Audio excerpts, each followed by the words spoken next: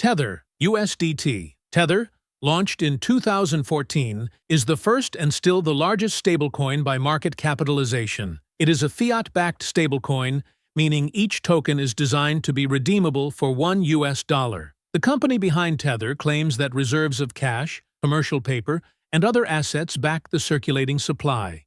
The goal is to maintain a constant one-to-one peg with the US dollar. Tether is widely used on crypto exchanges as a substitute for dollars, especially where banks are reluctant to provide direct access to fiat. However, it has also been one of the most controversial stablecoins. Regulators and critics have questioned whether Tether truly holds sufficient reserves to back every token. In 2021, the company reached a settlement with the New York Attorney General after an investigation into its transparency and practices. Despite ongoing scrutiny, USDT remains the dominant trading pair across global crypto markets because of its liquidity and near-universal availability. USD Coin, USDC. USD Coin was introduced in 2018 by Circle and Coinbase through the Center Consortium. Like Tether, it is a fiat-backed stablecoin, but with a stronger emphasis on regulatory compliance and transparency. Each USDC token is intended to be backed one-to-one by US dollars or short-term US government securities held in regulated financial institutions. The issuers provide monthly attestation reports from independent accounting firms to verify reserves, which has built more trust among institutions and regulators. USDC is especially popular in the United States, where its compliance with money transmission laws and partnerships with banks make it easier for businesses and payment providers to adopt. It is frequently used in decentralized finance applications, lending markets, and cross-border payments. Though smaller in scale than Tether, USDC is often seen as the safer option because of its regulated structure and frequent reserve audits.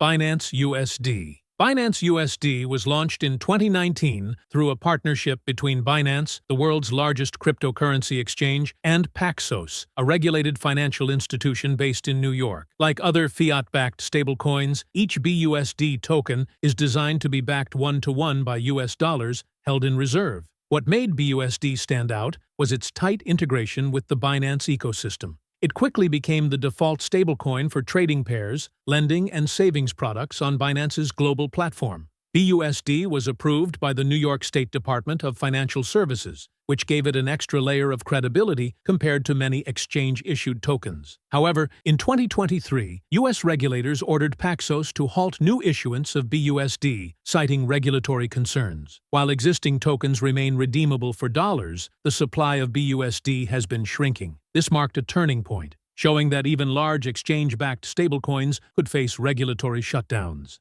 DEI. DEI is a decentralized stablecoin launched by the MakerDAO protocol in 2017. Unlike fiat-backed coins, DEI does not rely on banks or centralized companies to hold reserves. Instead, it is backed by crypto collateral locked inside smart contracts on the Ethereum blockchain. Users deposit assets like Ether or USD coin as collateral, and in return, they generate DAI. Because crypto asset values can fluctuate, the system requires over-collateralization. For example, depositing $150 worth of Ether to mint $100 worth of DAI. If the collateral value falls too much, smart contracts automatically liquidate it to maintain stability. This design makes DAI resistant to censorship or shutdown, since no single company controls it. Over time, MakerDAO has diversified its collateral to include other cryptocurrencies and even some tokenized real-world assets. DAI is widely used across decentralized finance platforms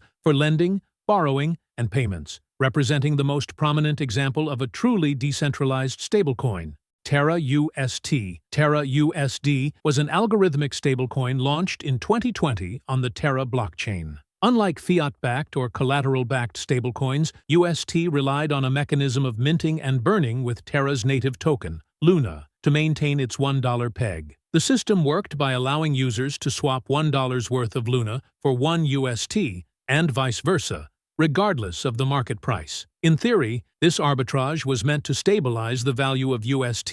For a time, UST grew rapidly, becoming one of the largest stablecoins with billions in circulation, supported by high-yield savings protocols like Anchor. However, the model depended heavily on continuous demand. In May 2022, a wave of sell pressure broke the peg, and the algorithm could not restore stability. UST collapsed to near zero, wiping out tens of billions of dollars in value and causing massive losses for investors. The failure of TerraUSD remains one of the most famous examples of the risks of algorithmic stablecoins. FRAX. FRAX is a stablecoin introduced in 2020 that uses a hybrid model, combining partial collateralization with algorithmic stabilization. Instead of being fully backed by fiat reserves like USDC or fully dependent on algorithms like TerraUSD, FRAX adjusts its backing ratio dynamically. For example, during periods of strong market confidence, only part of the supply might be backed by collateral such as USD coin, while the rest is stabilized algorithmically. If confidence weakens, the protocol increases the collateral ratio to reinforce trust in the peg. This design aims to balance capital efficiency with stability. FRAX is governed by the FRAX Finance Protocol, which also issues governance tokens that allow the community to vote on parameters such as collateral types and fees. By blending different approaches, FRAX represents an experimental middle ground in stablecoin design, showing how projects continue to explore alternatives beyond fully centralized or purely algorithmic models. I made an awesome video about every smart contract, so don't forget to watch it later, okay?